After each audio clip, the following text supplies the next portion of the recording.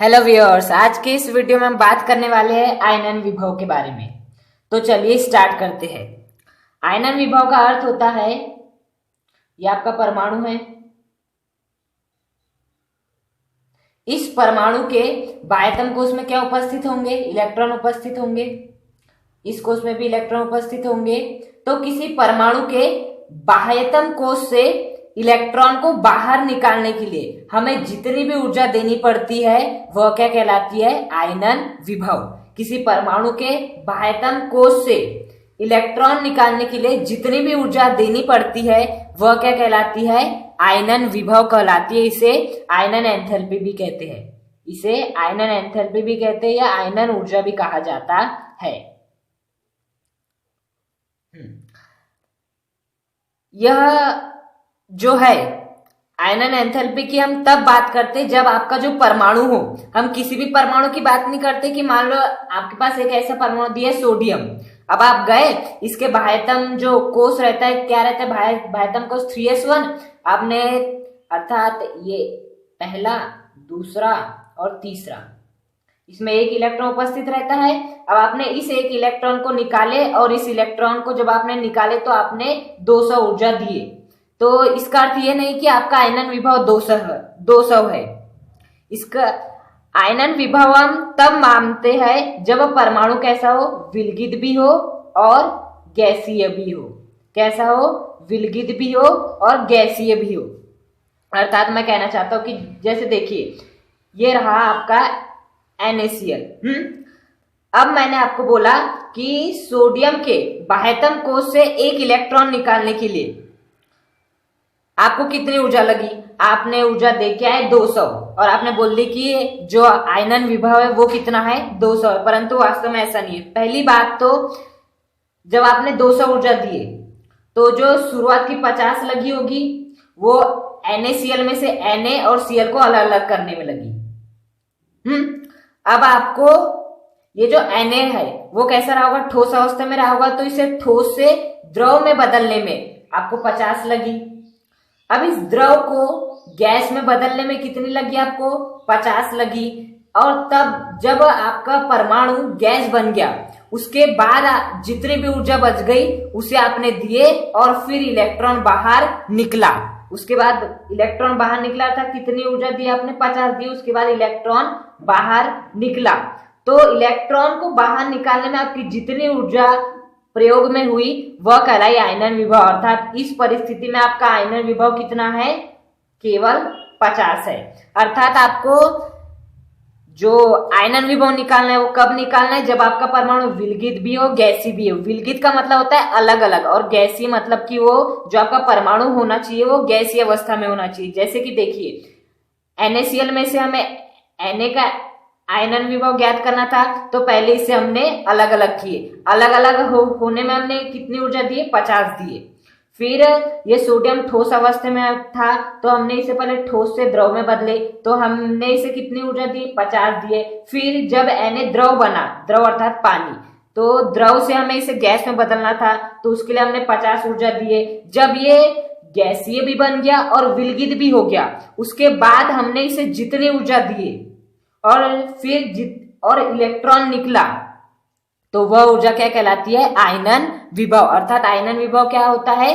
किसी विलगित गैसीय परमाणु में से, किसी विलगित गैसीय परमाणु में से बाह्यतम कोश, किसी विलगित गैसीय परमाणु के बाह्यतम कोश से एक इलेक्ट्रॉन निकालने के लिए हम जितनी भी ऊर्जा देती है वह क्या कहलाता है? आयनन विभव कहलाता है। अर्थात आयनन विभव के लिए आपको उस परमाणु को अलग अलग करना पड़ेगा यदि परमाणु किसी से जुड़ा हुआ है, और उस परमाणु को आपको गैसीय अवस्था में भी बदलना होगा। यदि दोनों शर्त का पालन करता है तब इलेक्ट्रॉन को निकालने में बाह्यतम कोश से आपको जितनी ऊर्जा देनी पड़ती है वह क्या कहलाती है?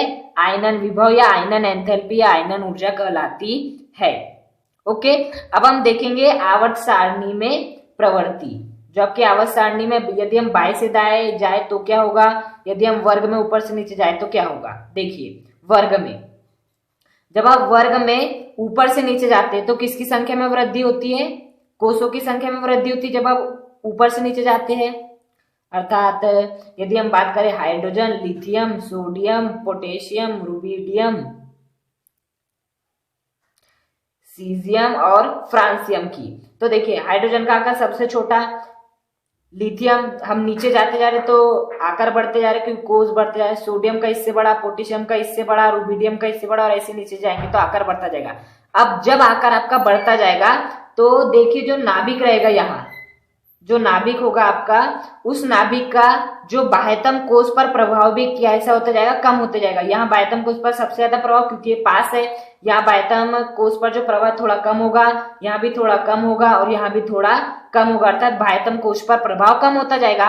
और बाह्यतम कोष पर प्रभाव कम होगा तो बाह्यतम कोष में जो इलेक्ट्रॉन उपस्थित होंगे उन पर भी जो नाभिक का प्रभाव होगा अर्थात आकर्षण बल होगा वो भी कम होगा। और जब आकर्षण बल कम होगा तो हमें इलेक्ट्रॉन को निकालने के लिए जो ऊर्जा देनी पड़ेगी वो कैसी देनी पड़ेगी, कम देनी पड़ेगी। और जब ऊर्जा कम देनी पड़ेगी तो हमारा आयनन विभव कैसा हो जाएगा, कम हो जाएगा।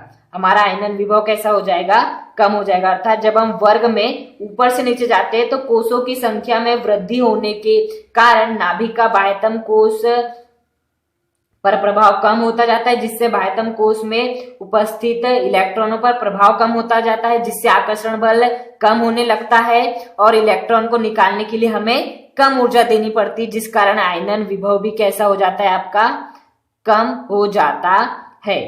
ओके, तो वर्ग में यदि हम ऊपर से नीचे जाते हैं तो आपका आयनन विभव कैसा होता है, कम होता है। अब हम बात करते हैं आवर्त में।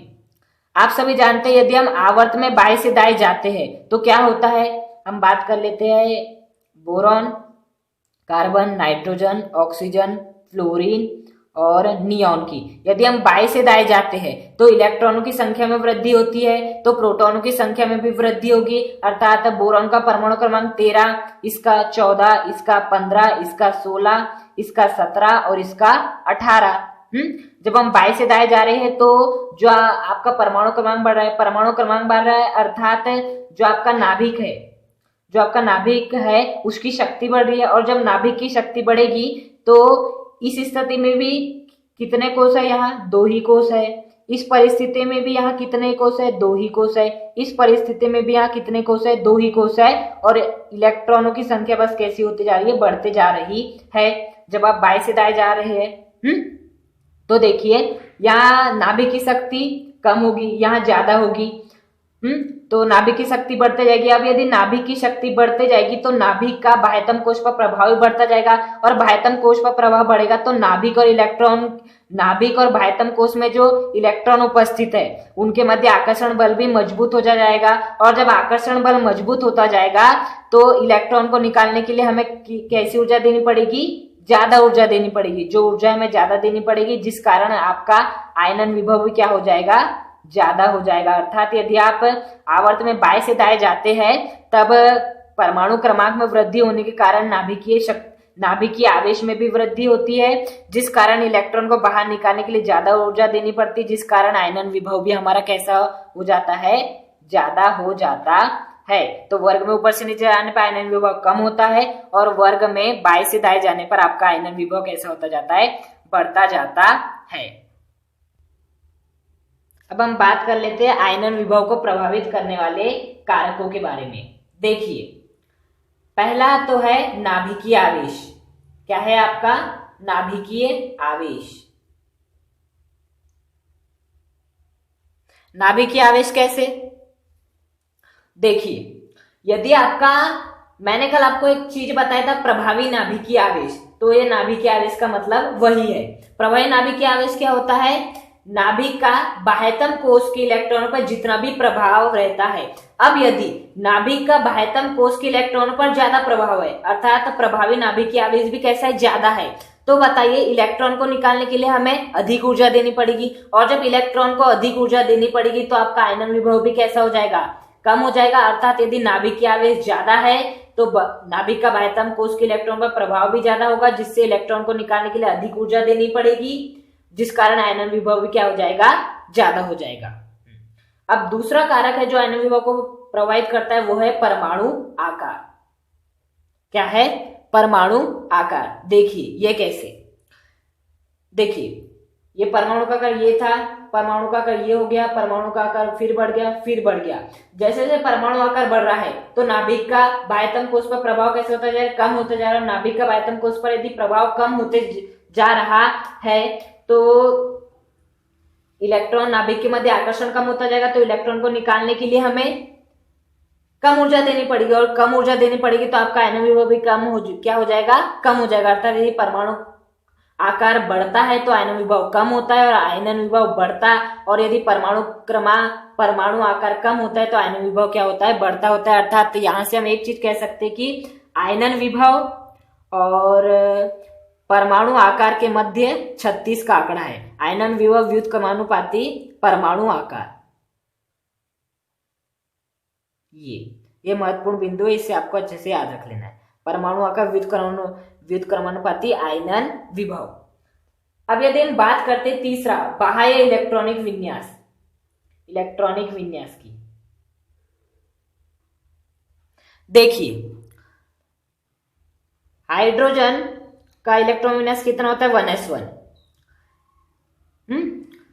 हाइड्रोजन H2 क्यों बनाता है, क्योंकि जो इसका बाह्यतम इलेक्ट्रॉनिक विन्यास है वो कैसा है, अर्धपूरित, अर्थात स्थायी नहीं है। और इस संसार में जितने भी वस्तुएं हैं, या आप भी हो, आप या तत्व की बात करें, वो अपने आप को स्थायी बनाना चाहते हैं। तो एक हाइड्रोजन का 1s1, दूसरा हाइड्रोजन के पास भी 1s1, अर्थात इस हाइड्रोजन के पास भी एक इलेक्ट्रॉन, इस हाइड्रोजन के पास एक इलेक्ट्रॉन। अब जब दोनों ये अपना अपना बॉन्ड बना लेंगे तो इसके पास भी 2 इलेक्ट्रॉन हो जाएंगे और इसके पास भी 2 इलेक्ट्रॉन हो जाएंगे, अर्थात इनका इलेक्ट्रॉनिक विन्यास स्थायी हो जाएगा।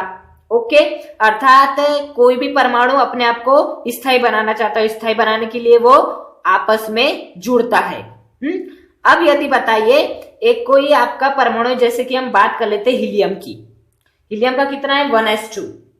इसके बाह्यतम कोश में कितने परमाणु है, 2 परमाणु है। इसलिए देखा होगा कि हीलियम कभी किसी के साथ क्रिया नहीं करता है, क्योंकि ये अपने आप में स्थायी है, तो ये किसी साथ क्रिया क्यों करेगा। अब यदि ये स्थायी है, हम मान लेते, अब यदि ये स्थायी है, ये मान लेते हीलियम का क्या है, ये है हीलियम का इलेक्ट्रॉनिक विन्यास, यहां रहेगा इलेक्ट्रॉन। ये हो गया इसका पहला कक्षक, और पहले कक्षक में कितने इलेक्ट्रॉन उपस्थित है, 2 इलेक्ट्रॉन उपस्थित है। अब यदि हम इसके बाह्यतम कोश से 2 इलेक्ट्रॉन निकालना चाहे तो यह क्या निकालने देगा, बिल्कुल ही निकालने देगा, क्योंकि यदि हम एक इलेक्ट्रॉन भी निकाल लेते तो यह अस्थायी बन जाएगा और उसे किसी अन्य के साथ क्रिया करना पड़ेगा, जो कि यह नहीं चाहता। तो यदि किसी परमाणु का स्थायी इलेक्ट्रॉनिक विन्यास है तो उसमें से आपको इलेक्ट्रॉन निकालने के लिए अत्यधिक ऊर्जा देनी पड़ेगी। आप हीलियम में से निकाल तो सकते, लेकिन आपको अत्यधिक ऊर्जा देनी पड़ेगी, और जब आप अत्यधिक ऊर्जा दोगे तो आपका आयनन विभव कैसा हो जाएगा, उच्च हो जाएगा। अर्थात यदि किसी का बाह्य इलेक्ट्रॉनिक विन्यास स्थायी है तो उसका आयनन विभव भी कैसा होता है, उच्च होता है।